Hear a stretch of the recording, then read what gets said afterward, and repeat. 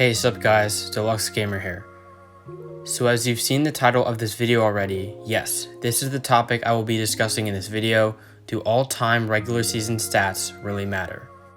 And what I mean by that is total regular season career points, rebounds, assists, steals, etc. For example, LeBron James has 34,087 total career points, Magic Johnson has 10,141 career assists, etc., etc. So the question I'm asking is, should we really be paying attention to these career stats, or how much should we? And the reason I'm asking this is because the current NBA season is halted as for now. Concerning all-time stats, this of course in turn will have an effect on the total career stats each player this season will have had in their careers, versus if the season wasn't halted, their career numbers would be different. So it got me thinking of if they really do matter anyway. To start off, let's think of some ways people would think they matter. Two things that come to mind for me are 1, seeing who did however much of said stat, and 2, comparing players in all-time rankings. Those two things are very reasonable, especially concerning more regarded stats like scoring, rebounds, and assists. It's very entertaining when you see someone pass someone else up on the all-time list. One example being the hype surrounding LeBron this season, passing Kobe in total career points. Don't get me wrong, seeing anyone passing anyone on major career numbers like that is fun to watch as NBA history is continuing to unfold. But the question still remains, how much do career stats really matter?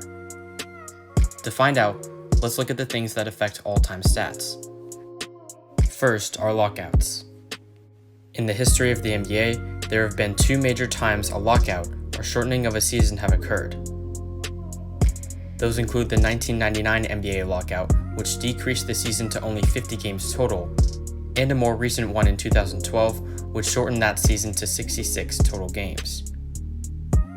Of course, in the grand scheme of things, those were in 2 separate eras, and only players who were unlucky enough to have experienced both missed a grand total of 48 games. Still not a lot. However, the main things that disrupt all-time stats are 2 things, those being injuries and total seasons played. For example, one player may get injured and miss 1 or multiple seasons, or some players just retire earlier. So seeing that, are all-time stats really all that important?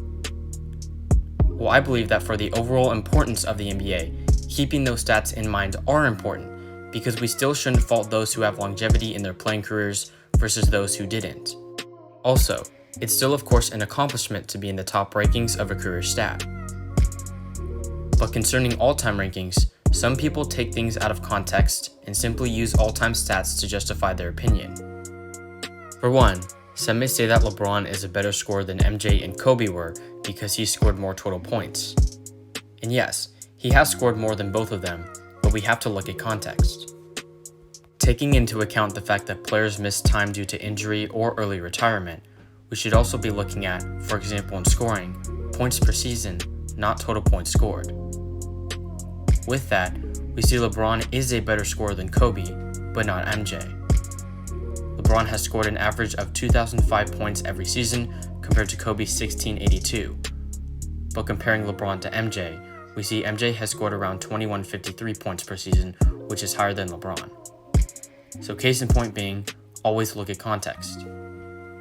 What can you take away from this video? Certainly that all-time career stats are important because of its historical documentation to the game. However, remember that they should also be taken and looked at first with context. And that goes for just about every other statistics related to basketball, like true shooting percentage, PER, etc. Know your stats and know what they mean. Hey again guys, thanks for watching this vid. Just wanted to let you know that this video is sort of a precursor to my next upcoming video, and it's an all-time comparison of LeBron James and Michael Jordan to see who the best NBA player of all time is. It should be posted sometime this week, so stay on your heels. Until then, I'll see you next time. Peace.